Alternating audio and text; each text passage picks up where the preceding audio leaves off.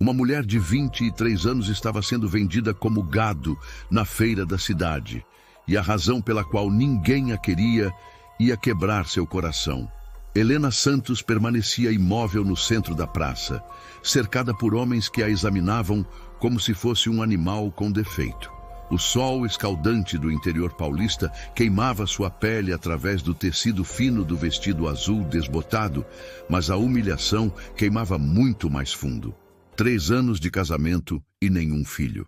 Essas eram as palavras que seu próprio pai repetia para quem quisesse ouvir, como se fosse um anúncio de mercadoria estragada. A multidão de fazendeiros e comerciantes murmurava entre si, alguns rindo baixinho, outros balançando a cabeça em desaprovação. As mulheres desviavam o olhar com pena, misturada ao alívio de não estar em seu lugar. As crianças espiavam por trás das saias das mães, curiosas com aquele espetáculo cruel. Helena mantinha os olhos fixos no chão de terra batida, contando cada grão de poeira para não desabar ali mesmo. Suas mãos tremiam imperceptivelmente ao lado do corpo, apertando a alça da pequena bolsa de tecido que guardava seus únicos pertences. Um pente de madeira, uma medalha de santo e a aliança que havia tirado do dedo naquela manhã. Ela sabe cozinhar, limpar e cuidar de casa, gritava seu pai para a multidão, a voz áspera cortando o ar quente. Qualquer homem que precise de uma mulher para o trabalho pode levá-la hoje mesmo. O preço está bom, considerando que... Ele fez uma pausa dramática, saboreando o momento de maior humilhação de sua própria filha. Considerando que ela não serve para gerar filhos, mas serve para criar os dos outros. O silêncio que se seguiu foi ensurdecedor. Helena sentiu as lágrimas queimando atrás dos olhos, mas se recusava a chorar na frente daquelas pessoas. Já havia chorado tudo que podia chorar nos últimos 3 anos, toda vez que o sangue chegava no final do mês, toda vez que via uma barriga crescendo na vizinhança, toda vez que ouvia os sussurros cruéis sobre sua maldição. Entre a multidão, sua mãe estava encostada em uma das colunas do mercado, um xale preto cobrindo parcialmente o rosto. Ela não disse uma palavra sequer para defender a filha. Não havia se oposto quando o marido decidiu se livrar daquele peso morto que Helena havia se tornado depois que o genro a expulsou de casa. Apenas observava em silêncio, com os lábios apertados em uma linha fina, como se estivesse assistindo ao funeral de alguém que mal conhecia. O leiloeiro improvisado continuava sua pregação cruel. Ela é jovem, forte, tem boa aparência. Vai durar muitos anos trabalhando. E o melhor de tudo é que vocês não vão ter o problema de mais bocas para alimentar, porque filhos ela não vai dar mesmo. Algumas risadas nervosas ecoaram pela praça, aumentando a tortura psicológica que Helena estava vivendo. Um comerciante de tecidos se aproximou, fez algumas perguntas sobre sua saúde e habilidades domésticas. Chegou até a pedir para ela mostrar as mãos para verificar se eram calejadas o suficiente para o trabalho pesado. Depois de alguns minutos analisando-a como uma peça de equipamento, ele balançou a cabeça negativamente e se afastou. Para mim não serve, disse alto o suficiente para todos ouvirem. Preciso de alguém que me dê herdeiros, não de uma mulher amaldiçoada. Helena fechou os olhos por um segundo, tentando se transportar para qualquer lugar que não fosse ali. Lembrou-se dos primeiros meses de casamento, quando ainda tinha esperança. Lembrou-se das preces desesperadas, dos chás de ervas que as benzedeiras recomendavam, das promessas feitas a todos os santos do céu. Lembrou-se da decepção crescente no olhar do marido a cada mês que passava sem novidades, até que a decepção se transformou em raiva, depois em desprezo e finalmente em expulsão. Se você chegou por aqui agora e ainda não faz parte da nossa comunidade, considere se inscrever no canal. É assim que conseguimos continuar trazendo histórias que tocam o coração e fazem refletir sobre a vida. Escreva nos comentários de onde você está ouvindo a gente. Nós adoramos saber até onde as nossas histórias chegam. Seu apoio faz toda a diferença. Foi então que um homem se destacou da multidão. Alto, com ombros largos e um chapéu de abas que projetava sombra sobre a maior parte do rosto, ele se aproximou com passos firmes e decididos. Suas roupas eram simples, mas bem cuidadas, suas botas gastas pelo trabalho duro da terra. Não disse uma palavra sequer, não fez nenhuma pergunta sobre as habilidades de Helena ou sobre sua condição médica. Simplesmente enfiou a mão no bolso do colete, retirou uma pequena bolsa de couro e despejou algumas moedas na mesa improvisada, onde o pai de Helena havia colocado os termos da venda. O barulho metálico das moedas caindo sobre a madeira ecoou pela praça como um martelo batendo o último prego em um caixão. "Está fechado", disse o homem com voz baixa, mas firme, sem tirar os olhos das moedas. Não olhou para Helena, não a examinou como os outros haviam feito. Não fez nenhum comentário sobre sua aparência ou utilidade. Tratou a transação como se estivesse comprando sementes ou ferramentas. O pai dela hesitou por um momento, claramente surpreso pela rapidez e simplicidade da negociação. "Tem certeza, senhor? Ela não vai lhe dar filhos e... Eu sei o que estou comprando", interrompeu o homem, finalmente levantando os olhos. Havia algo naquele olhar que fez o pai de Helena recuar um passo. Não era ameaça, mas uma determinação que não deixava espaço para questionamentos. Helena olhou para o estranho que acabara de decidir seu destino. Ele não parecia cruel como seu ex-marido, nem indiferente como a maioria dos homens que havia conhecido. Havia uma tristeza profunda em seus olhos, como se ele carregasse seus próprios fardos pesados. Mas também havia gentileza, uma brandura que ela não esperava encontrar em um lugar como aquele. "Venha", disse o homem simplesmente, virando-se em direção a uma carroça atrelada a 2 mulas que esperava na sombra de uma árvore. Helena pegou sua pequena bolsa e o seguiu, os olhos de toda a praça cravados em suas costas. Cada passo afastando-a daquele pesadelo parecia irreal, como se ela estivesse flutuando em um sonho estranho.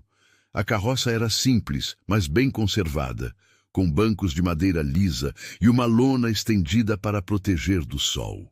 O homem ajudou-a a subir, um gesto gentil que a pegou de surpresa, pois fazia muito tempo que alguém demonstrava qualquer cortesia em relação a ela. Ele se acomodou ao lado dela, pegou as rédeas e fez um ruído baixo com a língua para as mulas se moverem. Por quase 1 hora, eles viajaram em completo silêncio pela estrada empoeirada que cortava os campos de café. Helena observava a paisagem montanhosa do interior paulista, as plantações verdes se estendendo até onde a vista alcançava, as casas simples dos colonos espalhadas aqui e ali. O vento carregava o cheiro da terra úmida e do café maduro, misturado ao suor dos animais e ao couro curtido da carroça. Finalmente, ela reuniu coragem para quebrar o silêncio. "Como o senhor se chama?"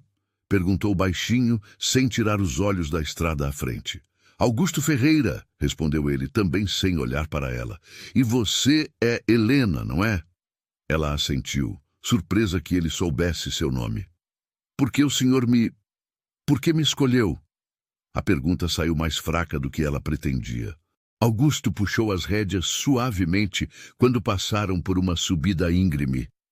"Tenho 4 filhos que perderam a mãe há 3 anos. Eles precisam de cuidado e eu preciso de ajuda." Ele fez uma pausa longa. "Não estou procurando uma esposa. Estou procurando alguém que cuide deles como se fossem seus." Helena sentiu algo se mover em seu peito, uma mistura de alívio e apreensão. "Quantos anos eles têm?" "Isabel tem 8 anos, Miguel tem 6, João tem 4 e Rosa mal completou 2. Sua voz ficou mais suave ao falar dos filhos. "Eles são boas crianças, mas eles sentem falta da mãe todos os dias. Eu faço o que posso, mas não é suficiente. E a senhora Ferreira, como ela morreu? Helena perguntou delicadamente. Febre amarela. Levou ela em menos de uma semana. Augusto apertou as rédeas com mais força. Desde então, a casa virou um lugar muito silencioso. Eles continuaram subindo a estrada serpenteante até que uma construção apareceu no topo de uma colina suave. Era uma casa térrea de adobe, com um telhado de telhas vermelhas, cercada por um pequeno jardim abandonado e algumas árvores frutíferas. Havia um curral ao lado, com algumas vacas e galinhas ciscando no terreiro. Tudo parecia bem cuidado, mas havia uma melancolia no ar, como se a alegria tivesse se mudado dali faz tempo. Quando a carroça parou em frente à casa, 4 pares de olhos curiosos apareceram na janela da sala. Helena conseguiu ver apenas silhuetas pequenas espiando por trás das cortinas de chitão. Augusto desceu primeiro e estendeu a mão para ajudá-la. Crianças, chamou ele com voz firme, mas carinhosa. Venham conhecer a Helena. A porta de madeira se abriu lentamente e as 4 crianças saíram em fila, da maior para a menor. Isabel, a mais velha, tinha cabelos castanhos trançados e um olhar desconfiado que lembrava o de um gatinho arisco. Miguel era magro e tímido, se escondendo meio atrás da irmã mais velha. João tinha bochechas rechonchudas e olhos curiosos, mas mantinha uma distância segura. Rosa, a menor, estava com o dedão na boca e se agarrava na perna do pai. Esta é a Helena, disse Augusto, colocando a mão no ombro da filha mais velha. Ela vai morar com a gente e cuidar de vocês. Isabel deu um passo à frente, olhando Helena de cima a baixo com uma maturidade perturbadora para uma criança de 8 anos. Você vai embora também? Perguntou com uma franqueza brutal que cortou o coração de Helena. Não, respondeu Helena, se abaixando para ficar na altura da menina. Eu não vou a lugar nenhum. Foi o que a mamãe disse também, murmurou Miguel, provocando um silêncio desconfortável. Augusto pigarreou. Miguel, ajude a Helena a levar as coisas dela para dentro. Isabel, mostre para ela onde fica tudo na casa. Mas Helena não tinha quase nada para levar. Apenas sua pequena bolsa de tecido com os poucos pertences que restaram de sua vida anterior. Isso pareceu chamar a atenção das crianças, que trocaram olhares entre si como se estivessem começando a entender que aquela mulher estranha também havia perdido tudo. A casa por dentro era limpa, mas claramente faltava o toque feminino. Os móveis estavam no lugar certo, mas não havia flores, não havia toalhinhas bordadas, não havia aqueles pequenos detalhes que fazem uma casa virar um lar. Na cozinha, as panelas estavam empilhadas de qualquer jeito, e havia pilhas de roupas esperando para ser remendadas. O quarto da senhora fica aqui, disse Isabel, abrindo uma porta no corredor. Era um quarto pequeno e simples, com uma cama estreita, uma cômoda de madeira e uma janela que dava para o quintal dos fundos. Era onde a mamãe guardava as coisas de costura. Helena entrou no quarto e colocou sua bolsa sobre a cama. Pela janela, podia ver um varal com roupas balançando no vento e uma horta abandonada onde algumas ervas cresciam selvagem. Era muito diferente da casa de seus pais ou da casa onde havia morado com o ex-marido. Havia algo de peaceful naquele lugar, apesar da tristeza que pairava no ar. Quando voltou para a sala, encontrou Augusto tentando preparar o jantar com a ajuda desajeitada das crianças. João estava subido em uma cadeira mexendo algo numa panela que parecia estar grudando no fundo. Rosa choramingava no colo de Isabel, que tentava acalmá-la, enquanto Miguel punha a mesa com pratos desemparelhados. Contudo, a história estava apenas começando, e Helena ainda não sabia o quanto sua vida seria transformada por aquelas 4 crianças órfãs e pelo homem silencioso que havia visto nela algo que ela mesma não conseguia enxergar. Deixe-me ajudar, disse Helena, tirando delicadamente João da cadeira e assumindo o controle da panela que estava prestes a queimar. Era um ensopado simples de carne com legumes, mas estava grudando no fundo por falta de atenção. Ela mexeu cuidadosamente, adicionou um pouco de água e conseguiu salvar a maior parte da comida. As crianças observavam cada movimento dela com atenção intensa, como se estivessem estudando um animal exótico. Isabel permanecia especialmente alerta, claramente assumindo o papel de protetora dos irmãos menores. Rosa havia parado de choramingar e agora olhava Helena com curiosidade infantil, ainda sugando o dedão. "Vocês ajudam o papai a cozinhar sempre?" perguntou Helena, tentando quebrar o gelo enquanto terminava de preparar o jantar. "Eu tento", respondeu Isabel com seriedade, "mas as coisas ficam queimadas às vezes." "Todo mundo queima comida quando está aprendendo", disse Helena com um sorriso gentil. "Eu queimei muita coisa quando era da sua idade." Miguel se aproximou timidamente. "A mamãe cozinhava muito bem. Ela fazia um doce de leite que era o melhor do mundo." Helena sentiu uma pontada no peito ao ver a saudade no olho do menino. "Tenho certeza de que ela cozinhava maravilhosamente bem. Talvez um dia vocês me ensinem a fazer o doce de leite dela." Augusto, que havia ficado em silêncio observando a interação, finalmente falou. "As receitas da Maria estão num caderno na cômoda do quarto dela. Ela anotava tudo com muito capricho."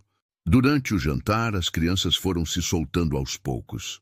João contou sobre as galinhas que ele ajudava a alimentar. Miguel falou sobre um potro que havia nascido no mês anterior. E até Isabel fez algumas perguntas sobre de onde Helena havia vindo. Rosa, a menor, tinha conseguido comer sozinha quase toda a sua porção, o que provocou elogios orgulhosos do pai. Depois da refeição, Helena ajudou a recolher os pratos e começou a lavar a louça, enquanto Augusto colocava as crianças menores para dormir. Isabel ficou na cozinha com ela, secando os pratos com um pano de prato já bem usado. "Por que você veio morar com a gente?" perguntou a menina de repente, com aquela honestidade desconcertante que só as crianças possuem. Helena parou de esfregar uma panela e pensou cuidadosamente na resposta. "Porque eu não tinha mais onde morar, e vocês precisavam de alguém para cuidar. Às vezes, as pessoas se ajudam assim." "Você tem filhos?" A pergunta foi como uma punhalada no peito de Helena. "Não", respondeu ela baixinho. "Eu nunca pude ter filhos." Isabel ficou em silêncio por um momento, processando a informação. "É por isso que você estava triste hoje de manhã?" Helena olhou para a menina, surpresa com sua percepção. "Como você sabe que eu estava triste?" "Seus olhos ficam vermelhos quando a gente fica muito triste. Os meus ficaram assim quando a mamãe morreu." Helena sentiu as lágrimas queimando novamente, mas dessa vez não eram lágrimas de humilhação. Eram lágrimas de reconhecimento, de encontrar alguém que entendia a dor sem julgamentos. Admitiu ela.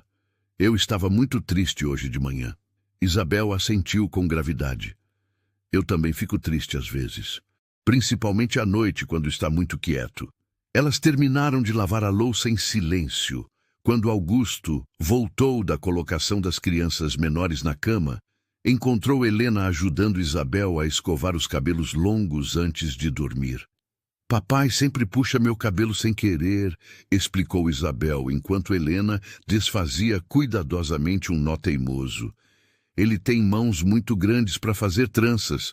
Helena sorriu, lembrando-se de como sua própria mãe costumava pentear seus cabelos quando era pequena, antes que a vida se tornasse tão complicada. "Amanhã eu posso ensinar você a fazer tranças sozinha, se quiser." Os olhos de Isabel se iluminaram. "De verdade?" "De verdade." Quando todas as crianças finalmente foram para a cama, Helena se encontrou sozinha na sala com Augusto. Ele estava sentado numa cadeira de balanço perto da janela, fumando um cigarro de palha e olhando para a escuridão lá fora. "Elas são crianças especiais", disse Helena, se sentando numa cadeira próxima. São tudo que eu tenho, respondeu Augusto simplesmente. Desde que Maria morreu, elas são a única coisa que me faz levantar da cama toda manhã. Helena estudou seu rosto no escuro. Havia uma dor profunda ali, mas também um amor feroz pelas crianças. Deve ter sido muito difícil criar 4 filhos sozinho. Ainda é, admitiu ele, especialmente Rosa. Ela ainda chama pela mãe algumas noites. E Isabel, ela cresceu rápido demais, assumiu responsabilidades que não deveria ter na idade dela. Ela me lembra muito de mim quando era criança, disse Helena pensativamente, sempre tentando cuidar de todo mundo. Augusto a olhou com curiosidade. Você também perdeu sua mãe cedo? Não, mas perdi outras coisas. Helena não entrou em detalhes, mas sua voz carregava o peso de experiências dolorosas. Eles ficaram em silêncio por alguns minutos, cada um perdido em seus próprios pensamentos. Finalmente, Augusto apagou o cigarro e se levantou. Amanhã eu vou mostrar para você como funciona a rotina das crianças. Isabel e Miguel ajudam com as tarefas leves, João cuida das galinhas com supervisão e Rosa... Bem, Rosa ainda está aprendendo a não colocar tudo na boca. Helena riu baixinho, o primeiro som de alegria que havia saído de sua boca naquele dia. Eu vou me adaptar, e elas também vão se adaptar a mim. Espero que sim, disse Augusto com uma sinceridade tocante na voz. Espero muito que sim. Porém, nenhum dos dois imaginava quantos desafios ainda estavam por vir, e como aquele arranjo que parecia tão simples iria transformar completamente a vida de todos eles. Os primeiros dias foram uma dança cuidadosa de aproximação e descoberta. Helena acordava antes do amanhecer, acendendo o fogão a lenha na cozinha silenciosa enquanto a casa ainda dormia. Era o único momento do dia em que podia ficar sozinha com seus pensamentos, planejando as refeições e tentando entender a dinâmica daquela família que havia se tornado sua responsabilidade da noite para o dia. Isabel continuava sendo a mais desconfiada, testando Helena constantemente com pequenas provocações. A mamãe fazia o café mais forte, dizia ela durante o café da manhã. Ou então, a mamãe nunca deixava a gente sair sem sapatos, quando Helena permitiu que João brincasse descalço no quintal. Não era maldade, Helena percebia.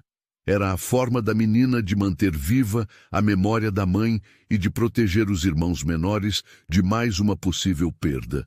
Miguel era diferente. O menino de 6 anos observava Helena com uma atenção quase científica, como se estivesse catalogando seus movimentos e reações para decidir se ela era confiável. Ele a seguia pela casa em silêncio, sempre a uma distância segura, mas sempre presente. Quando ela dobrava roupas, ele se sentava num cantinho e ficava olhando. Quando ela preparava as refeições, ele aparecia na cozinha e ficava encostado na parede, apenas observando. João, o de 4 anos, foi o primeiro a se render completamente. No terceiro dia, quando Helena estava remendando uma camisa rasgada, ele se aproximou com uma boneca de milho desfiada nas mãos. Você pode consertar a Mariazinha também? Perguntou com aquela confiança absoluta que só as crianças pequenas possuem. Helena passou a tarde toda refazendo o cabelo da boneca com fios de barbante amarelo e João não saiu mais do seu lado. Rosa, ainda muito pequena para entender as complexidades da situação, aceitou Helena com a naturalidade típica de criança de 2 anos. No quarto dia, quando Helena estava sentada no chão da sala ensinando João a amarrar os sapatos, Rosa simplesmente se aproximou e se acomodou no seu colo, como se Helena fosse um móvel particularmente confortável que havia aparecido na casa. Se essa história está tocando seu coração, deixa sua curtida e comenta aqui. Você faria o que ela fez nessa situação? Quero saber sua opinião sincera. Augusto observava essas interações de longe, sempre discreto. Mas Helena percebia que ele estava constantemente avaliando como ela se relacionava com as crianças. Ele trabalhava nos cafezais desde antes do sol nascer até o final da tarde, mas sempre encontrava momentos para verificar se estava tudo bem em casa. Às vezes, ela o pegava parado na porta da cozinha, apenas observando ela ajudar Miguel com alguma tarefa ou ouvindo Rosa tagarelando no seu colo. A primeira crise veio no final da primeira semana. Helena havia preparado um ensopado de frango para o jantar, seguindo uma receita que achava simples e saborosa. Mas quando colocou o prato na frente de Isabel, a menina olhou para a comida, depois para Helena, e seus olhos se encheram de lágrimas. "Não está igual", disse ela com a voz embargada. A mamãe fazia diferente. O silêncio que se seguiu foi pesado e desconfortável. Miguel parou de comer e ficou olhando para Isabel com preocupação. João, sentindo a tensão no ar, também parou de mexer na comida. Rosa continuou comendo com as mãos, alheia ao drama que se desenrolava ao seu redor. Helena sentiu o peito apertar. Toda a sua insegurança voltou de uma vez. Aquela sensação terrível de estar sendo julgada e considerada inadequada. Mas quando olhou para Augusto em busca de orientação, viu nos olhos dele não crítica, mas compreensão. "Isabel", disse ele com voz firme, mas gentil, "a Helena está fazendo o melhor que pode.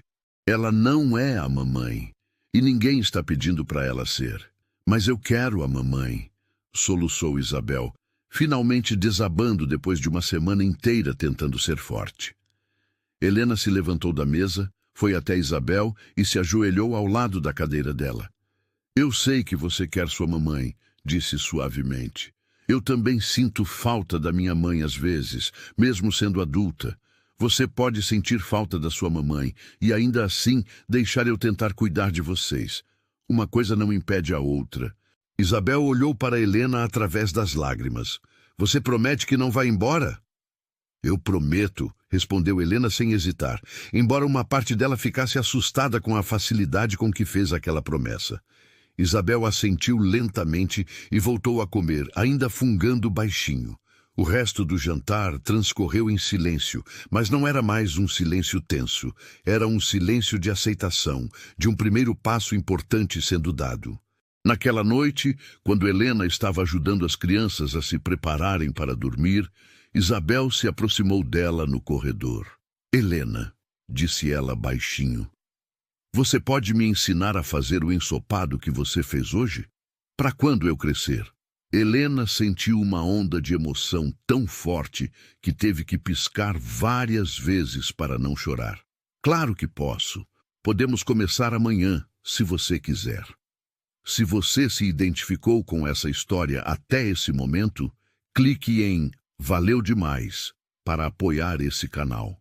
O Valeu Demais é um botão em que você pode ajudar financeiramente nosso trabalho.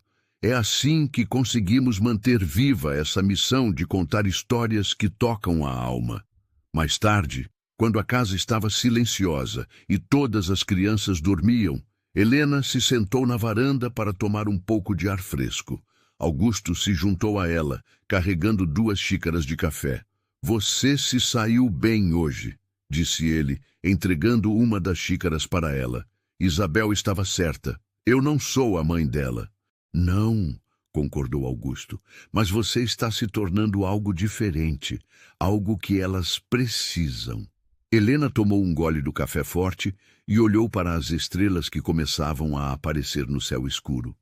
Pela primeira vez em muito tempo, ela se sentiu útil.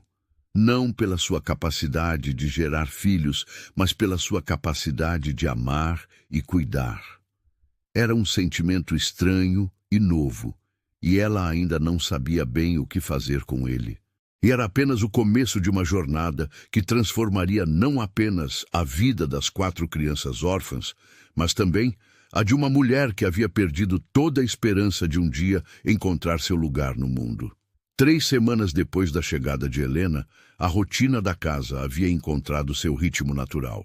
Ela acordava junto com Augusto antes do amanhecer, Preparava um café forte que eles tomavam em silêncio na cozinha ainda escura.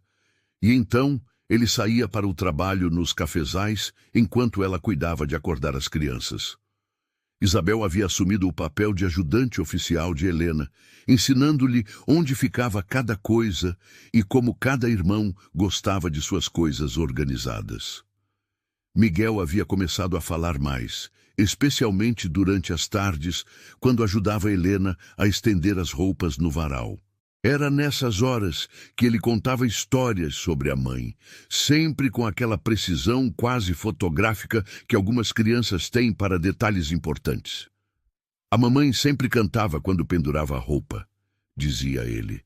Ela sabia uma música sobre um passarinho que voava longe de casa. Helena passou a cantar também enquanto estendia a roupa, inventando melodias simples que faziam Miguel sorrir e, às vezes, até tentar acompanhar. Eram pequenos momentos de conexão que iam tecendo os fios de uma relação que nenhum dos dois sabia bem como nomear. João havia se transformado em sua sombra oficial. O menino de 4 anos a seguia por toda parte, sempre oferecendo ajuda com sua espontaneidade adorável e sua capacidade infinita de fazer perguntas. Helena, por que as galinhas não voam como os outros passarinhos? Helena, por que o fogo queima, mas a água apaga? Helena, você vai ficar aqui até eu virar velho? Essa última pergunta sempre fazia o coração dela se apertar um pouco, mas ela sempre respondia com sinceridade. Vou ficar enquanto vocês precisarem de mim. Rosa, que completaria 3 anos em breve, havia começado a chamá-la de Lena, sua versão particular do nome Helena. Era uma das primeiras palavras que a menina havia aprendido a falar claramente, e Helena descobriu que gostava mais desse apelido carinhoso do que do seu nome completo. A primeira vez que alguém de fora testou a nova dinâmica da família foi numa manhã de sábado, quando Dona Conceição, uma vizinha que morava na fazenda do outro lado da colina, apareceu para uma visita social. Ela era uma mulher robusta na casa dos 50 anos, com opiniões fortes sobre como as coisas deviam ser feitas e pouca paciência para mudanças. Então você é a nova mulher do Augusto, disse ela, examinando Helena de cima a baixo enquanto tomava café na sala. Soube que ele te pegou lá na cidade. Helena sentiu o sangue subir às bochechas, mas manteve a voz calma. Eu vim para ajudar com as crianças. Murmurou Dona Conceição, claramente desaprovando alguma coisa. E as crianças, como estão se adaptando? Como se tivesse sido invocada pela pergunta, Rosa apareceu correndo na sala e se jogou no colo de Helena, tagarelando alegremente sobre uma borboleta que havia visto no quintal. Isabel entrou logo atrás, trazendo um copo de água para Helena, sem que ninguém pedisse, num gesto automático de cuidado. Parecem bem adaptadas, observou Dona Conceição com uma ponta de surpresa na voz. Mais tarde, quando a vizinha já havia ido embora, Helena encontrou Augusto consertando uma cerca próxima à casa. Ele estava concentrado no trabalho, martelando pregos com precisão, mas ela percebia que ele estava pensando em alguma coisa. A Dona Conceição disse alguma coisa que te incomodou? Perguntou Helena, se aproximando com cuidado. Augusto parou de martelar e a olhou. Ela disse que as crianças parecem diferentes, mais alegres. Ele fez uma pausa. Disse que fazia tempo que não via Isabel rindo. Helena sentiu algo quente se espalhando pelo peito. Ela é uma menina muito especial. Só precisava de um pouco de segurança. Todas elas estão diferentes, continuou Augusto. Miguel não fica mais tanto tempo escondido no quarto. João parou de fazer pesadelos. E Rosa... Ele sorriu pela primeira vez desde que Helena havia chegado. Um sorriso verdadeiro que transformou completamente seu rosto. Rosa começou a cantar de novo. Foi nesse momento que Helena percebeu que algo havia mudado também nela. Pela primeira vez em anos, ela acordava de manhã com vontade de sair da cama. Pela primeira vez desde que havia se casado, Ela se sentia necessária de uma forma que não tinha nada a ver com obrigações ou expectativas sociais, mas com amor puro e simples. Augusto, disse ela impulsivamente. Obrigada por me ter trazido para cá. Ele a olhou com uma expressão estranha, como se ela tivesse dito algo completamente inesperado. Obrigada. Você está fazendo um favor para mim, Helena. Para nós. Não, disse ela, balançando a cabeça. Você me salvou. Quando me tirou daquela praça, você me salvou de algo muito pior do que eu imaginava que existia. Augusto largou o martelo e se aproximou dela. Pela primeira vez, Helena percebeu como ele era alto, como suas mãos eram grandes e calejadas pelo trabalho, como seus olhos tinham pequenas rugas de tanto olhar para o sol nos cafezais. Mas também percebeu como ele olhava para ela com uma gentileza que ela não estava acostumada a receber. Helena, disse ele baixinho, eu não te trouxe aqui para te salvar. Eu te trouxe porque eu vi alguma coisa em você naquele dia. Alguma coisa que eu pensei que minhas filhas precisavam. O que você viu? Alguém que sabia o que era sentir dor, mas que não tinha deixado a dor endurecer o coração. Eles ficaram parados ali, no meio do quintal ensolarado, se olhando como se estivessem se vendo pela primeira vez. Havia algo diferente no ar entre eles, algo que não estava lá nas semanas anteriores. Não era apenas gratidão ou conveniência, era o início de algo muito mais profundo e complexo. Mas o momento foi interrompido por João, que chegou correndo com uma galinha debaixo do braço, gritando que ela havia botado um ovo azul. Helena e Augusto riram, e o momento passou, mas alguma coisa fundamental havia mudado entre eles. Algo que faria toda a diferença nos desafios que ainda estavam por vir. O primeiro inverno de Helena na fazenda trouxe chuvas torrenciais que transformaram as estradas em rios de lama e mantiveram a família mais unida dentro de casa. Era durante essas noites longas e frias que Helena descobriu outros aspectos das crianças que havia adotado como suas. Isabel revelou ter um talento natural para contar histórias, inventando aventuras fantásticas que mantinham os irmãos menores grudados nas suas palavras. Miguel mostrou uma habilidade surpreendente para desenhar, criando retratos detalhados da família nas margens dos jornais velhos que Augusto trazia da cidade. Foi também durante esse inverno que Helena enfrentou sua primeira grande crise na fazenda. Rosa desenvolveu uma tosse persistente que não melhorava com os chás e xaropes caseiros que ela conhecia. A menina ficava acordada durante a noite, tossindo até ficar sem ar, e Helena passava horas caminhando com ela no colo, cantando baixinho para acalmá-la. Uma noite particularmente difícil, quando Rosa estava com febre alta e a tosse havia piorado, Augusto encontrou Helena na cozinha às 3 da madrugada, preparando mais um chá de guaco. Ela havia passado as últimas 48 horas praticamente sem dormir, e a exaustão estava marcada no seu rosto. Ela precisa de um médico, disse Augusto, observando Helena balançar Rosa, que finalmente havia adormecido exausta no seu colo. O médico mais próximo fica a 2 horas de viagem, respondeu Helena. E com essa chuva... Eu vou assim mesmo. Não posso perder outra. Augusto parou no meio da frase, mas Helena entendeu o que ele ia dizer. Não podia perder outro membro da família como havia perdido a esposa. Não vai perder, disse Helena com uma determinação que ela não sabia que possuía.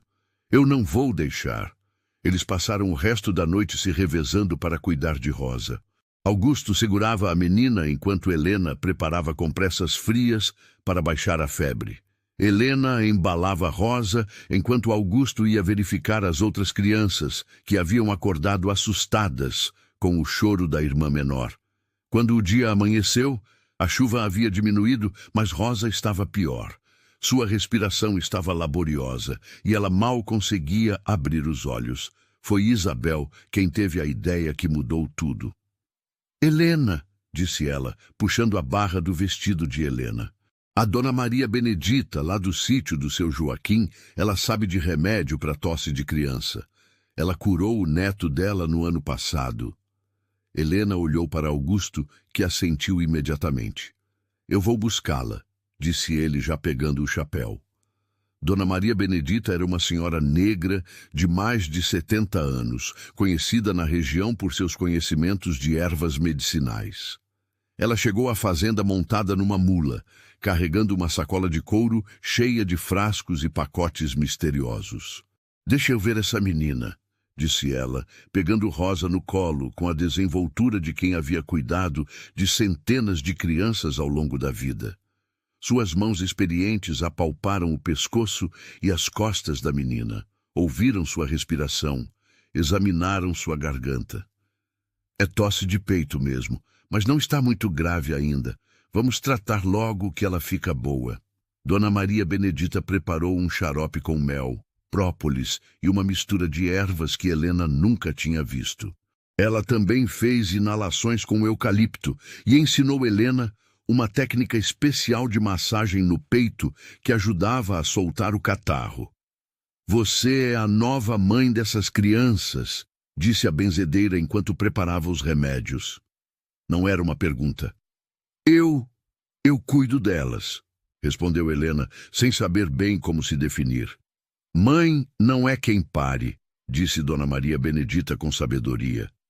Mãe é quem cria, quem ama, quem vela o sono quando a criança está doente. Você já é mãe dessas crianças, menina. Só está demorando para aceitar. Em 3 dias, Rosa estava completamente recuperada, correndo pelo quintal e rindo como se nunca tivesse estado doente. Mas algo havia mudado na dinâmica da família durante aquela crise. As outras crianças haviam visto Helena lutar pela vida da irmã menor com a ferocidade de uma mãe verdadeira. E Augusto havia visto uma força em Helena que talvez nem ela mesma conhecesse. Obrigado, disse ele numa noite, depois que todas as crianças estavam dormindo. Não sei o que teria acontecido se você não estivesse aqui. Você teria dado um jeito, respondeu Helena. Você sempre dá um jeito. Mas não teria sido a mesma coisa. Augusto se aproximou dela, que estava sentada na varanda remendando uma camisa de Miguel. Helena, eu preciso te dizer uma coisa. Ela levantou os olhos da costura, percebendo algo diferente no tom da voz dele. Quando eu te vi naquele dia, na praça, não foi só porque eu precisava de alguém para cuidar das crianças. Ele fez uma pausa, como se estivesse procurando as palavras certas.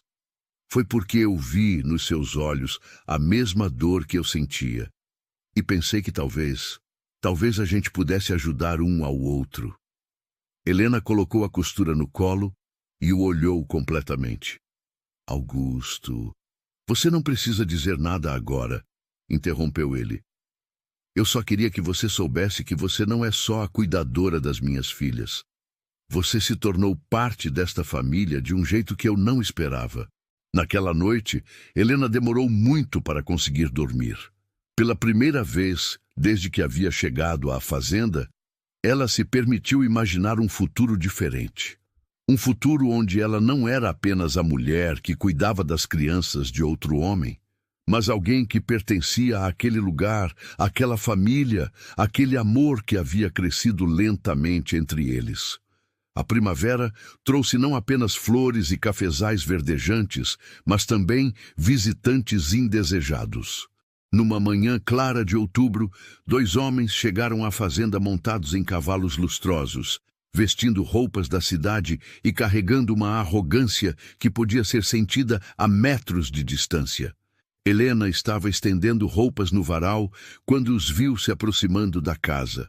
Augusto havia saído cedo para verificar uma cerca quebrada nos limites da propriedade, e ela estava sozinha com as crianças. Isabel, que brincava no quintal com os irmãos, foi a primeira a perceber os estranhos. «Helena!» chamou ela com uma voz tensa. «Tem gente vindo aí!» Os homens pararam os cavalos perto da varanda e desmontaram sem pedir licença. O mais alto, um homem de bigodes grisalhos e barriga proeminente, tirou o chapéu num gesto que parecia mais formalidade do que cortesia. «Bom dia, senhora!» disse ele com voz pomposa. «Estamos procurando pelo senhor Augusto Ferreira.» Sou o Coronel Antônio Vasconcelos, e este é meu advogado, Dr. Bernardino. E Helena se aproximou limpando as mãos no avental.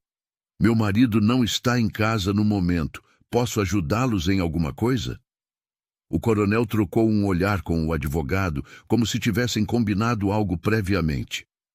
Na verdade, senhora, viemos falar sobre um assunto delicado, sobre esta propriedade. Que tipo de assunto? Perguntou Helena, sentindo um frio na barriga. O senhor Ferreira deve dinheiro ao meu cliente. Interveio o advogado, um homem magro com óculos pequenos. Uma quantia considerável, emprestada há 2 anos para cobrir as despesas médicas da falecida esposa dele. Helena sentiu o mundo girar ligeiramente. Augusto nunca havia mencionado dívidas. Quanto dinheiro? 500 mil réis, disse o coronel com satisfação. Com juros acumulados, claro. Era uma fortuna. Helena sabia que a fazenda, embora próspera, não tinha esse tipo de dinheiro disponível. Certamente há algum engano. Não há engano nenhum, cortou o advogado, tirando alguns papéis do bolso do paletó. Aqui estão as promissórias assinadas pelo próprio punho do devedor. O prazo venceu há 3 meses. Helena olhou para os papéis, mas as letras pareciam dançar na frente dos seus olhos. O que vocês querem? Queremos receber nosso dinheiro, disse o coronel. E se o senhor Ferreira não pode pagar, então teremos que tomar outras medidas. De que medidas? Esta fazenda tem valor suficiente para cobrir a dívida, explicou o advogado friamente. Podemos chegar a um acordo amigável, ou podemos resolver isto nos tribunais. Nesse momento, Isabel se aproximou e ficou ao lado de Helena, segurando sua mão com força. A menina não entendia completamente o que estava acontecendo, mas percebia que era algo ruim. Vocês estão falando em tomar nossa casa? Perguntou Helena, sua voz ficando mais firme. Estamos falando em receber o que nos é devido, respondeu o coronel. Nada pessoal, minha senhora. São apenas negócios. Helena olhou para as crianças que haviam se reunido no quintal, olhando para a cena com olhos assustados. Rosa estava chorando baixinho no colo de Miguel, que tentava consolá-la sem entender o que estava acontecendo. João se escondia atrás de Isabel, agarrado na saia da irmã. Saiam da minha propriedade, disse Helena de repente, sua voz cortando o ar como uma lâmina. Os 2 homens se entreolharam surpresos. Senhora, a senhora não entende a gravidade? Eu entendo perfeitamente, interrompeu Helena, se colocando entre os homens e as crianças. Vocês vieram aqui intimidar uma família, ameaçar tirar o teto da cabeça de 4 crianças órfãs. Isso eu entendo muito bem. A senhora está sendo histérica, disse o advogado com desdém. Este é um assunto entre homens. Este é um assunto que diz respeito à minha família, retrucou Helena. E pela primeira vez, desde que havia chegado à fazenda, ela sentiu que podia usar essa palavra com total propriedade. E eu estou dizendo para vocês saírem, agora. O coronel deu um passo à frente numa clara tentativa de intimidação. A senhora vai se arrepender de nos tratar assim. Quando voltarmos com o oficial de justiça, quando voltarem, disse uma voz firme atrás deles, vão encontrar um homem pronto para defender sua família. Augusto havia chegado, e sua presença mudou completamente a atmosfera. Ele não era particularmente alto nem imponente, mas havia algo nos seus olhos que fez os 2 visitantes recuarem instintivamente. Augusto, disse Helena com alívio.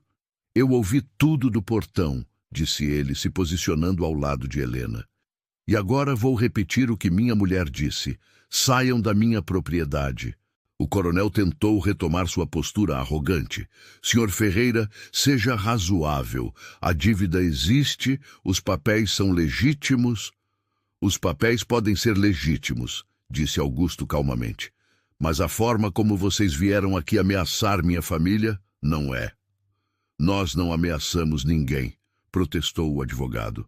Vocês vieram na minha ausência, assustaram minha mulher e minhas filhas e falaram em tomar nossa casa, respondeu Augusto. Se isso não é ameaça, eu não sei o que é.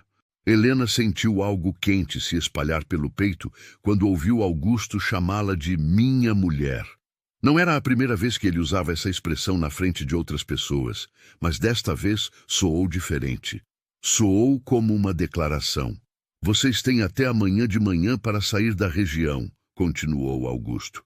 Se eu os vir por aqui depois disso, não vou ser tão educado. Os dois homens montaram em seus cavalos com pressa mal disfarçada. Você vai se arrepender disso, Ferreira, gritou o coronel enquanto se afastavam.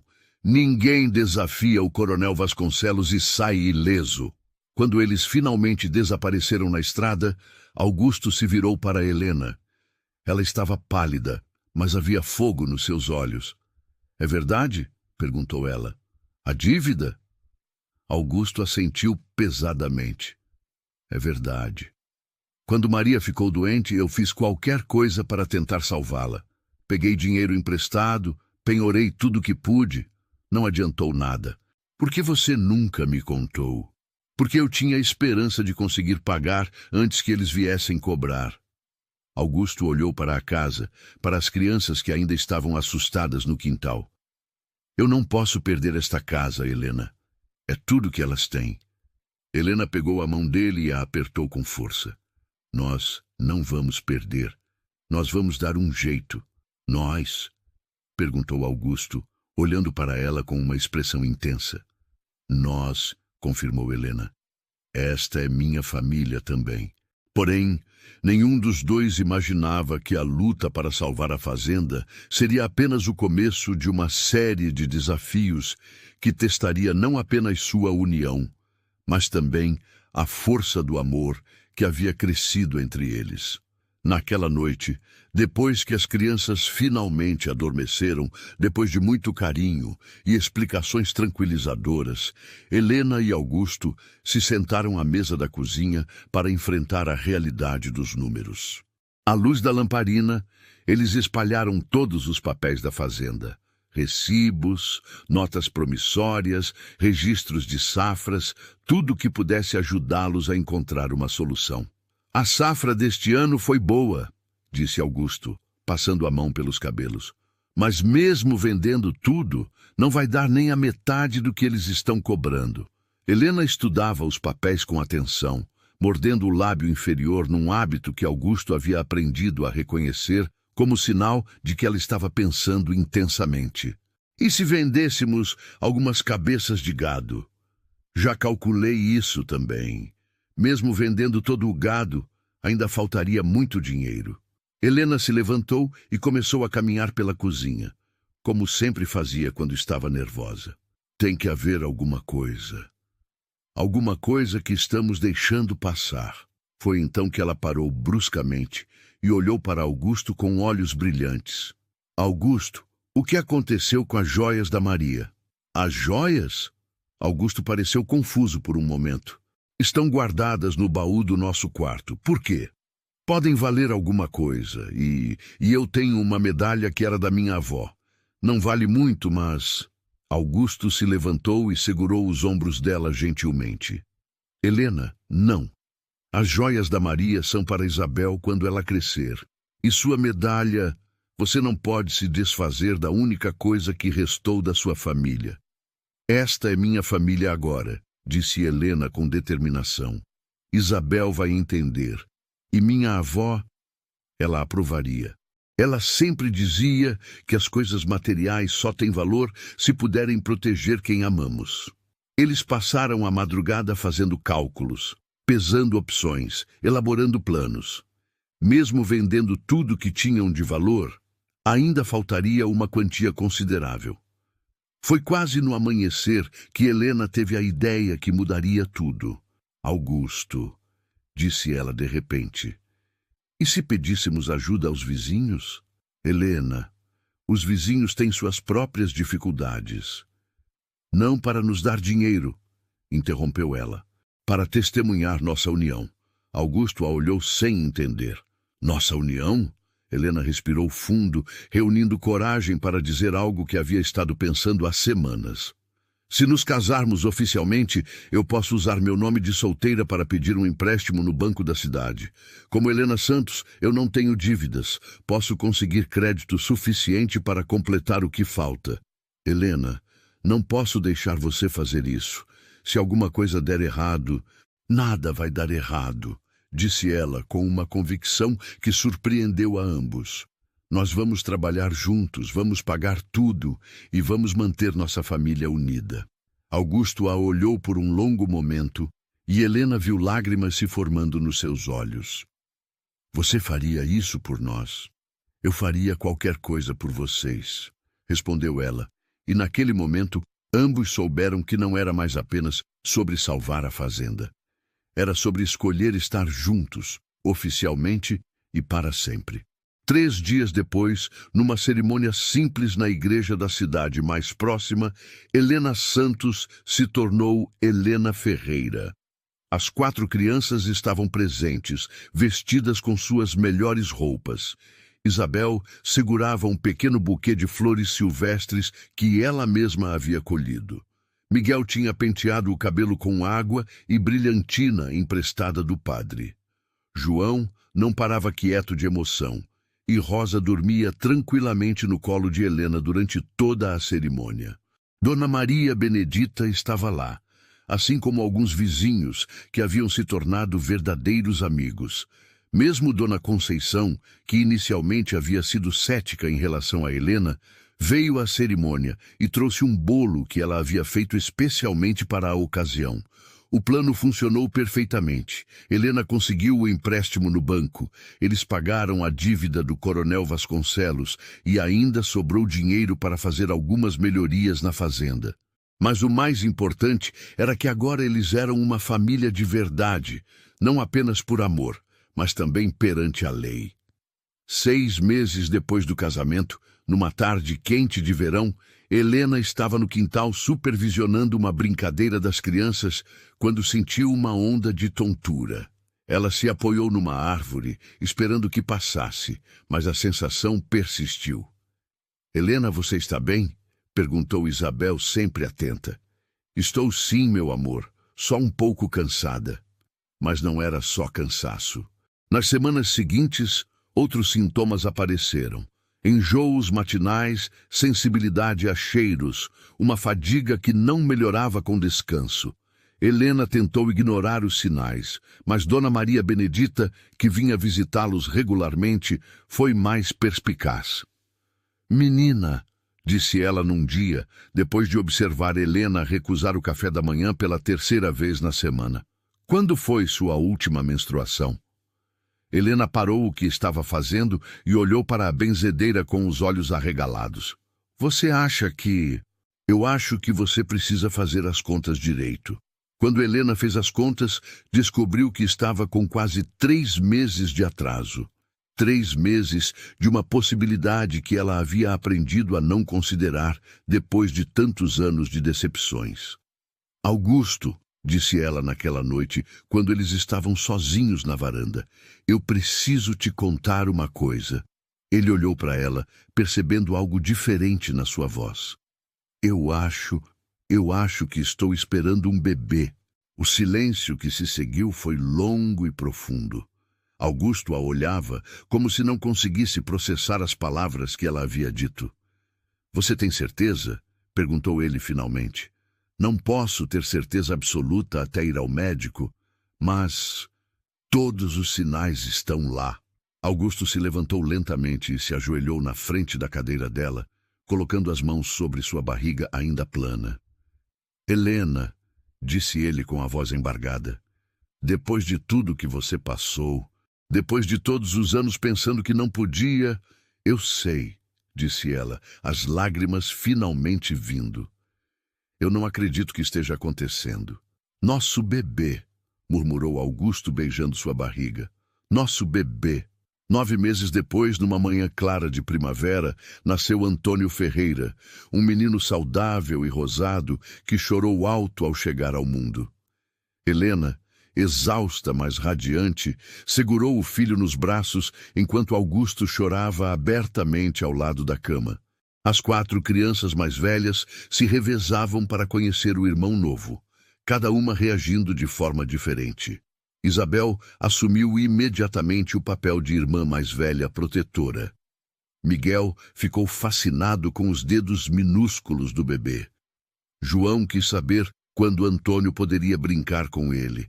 E Rosa, agora com 4 anos, declarou que ia ensinar tudo que sabia para o irmãozinho. Anos se passaram. A fazenda prosperou sob a administração conjunta de Helena e Augusto. As crianças cresceram fortes e saudáveis, cada uma seguindo seu próprio caminho, mas sempre mantendo laços fortes com a família. Isabel se tornou professora, Miguel virou um artista respeitado na região, João assumiu parte da administração da fazenda e Rosa se casou com um jovem médico e teve 3 filhos. Antônio cresceu cercado de amor, nunca sabendo que sua mãe havia sido considerada estéril, nunca sabendo que sua família havia se formado de uma maneira pouco convencional. Para ele, Helena sempre foi simplesmente mamãe e Augusto sempre foi papai. E seus irmãos mais velhos eram exatamente isso, seus irmãos. Helena, agora com cabelos grisalhos e rugas de sorriso ao redor dos olhos, frequentemente se sentava na mesma varanda onde havia passado sua primeira noite na fazenda, observando seus netos brincarem no quintal onde suas próprias crianças haviam crescido. Às vezes, ela pensava na jovem de 23 anos que havia sido vendida como gado numa feira de cidade e mal conseguia acreditar na jornada que sua vida havia tomado. No que está pensando? Perguntava Augusto, se sentando ao lado dela com 2 xícaras de café, um ritual que mantinham há décadas. Estou pensando em como a vida é estranha, respondia ela, entrelaçando os dedos com os dele. Como às vezes as piores coisas que acontecem conosco acabam nos levando para exatamente onde precisávamos estar. Você se arrepende de alguma coisa? Helena olhava para a fazenda próspera, para os netos brincando, para o marido que havia envelhecido ao seu lado e sorria. Nem de um único dia. Chegamos ao final de mais uma história emocionante. Se você gostou e quer continuar recebendo conteúdo como esse, se inscreva no canal e ative o sininho. E me conta aqui embaixo, essa história te fez lembrar de alguma situação da sua vida? Compartilha com a gente, porque histórias assim precisam ser contadas e ouvidas. Muito obrigado por estar aqui comigo e ser parte desta comunidade especial que cresce todos os dias. Você é muito importante para este canal. Até nosso próximo encontro.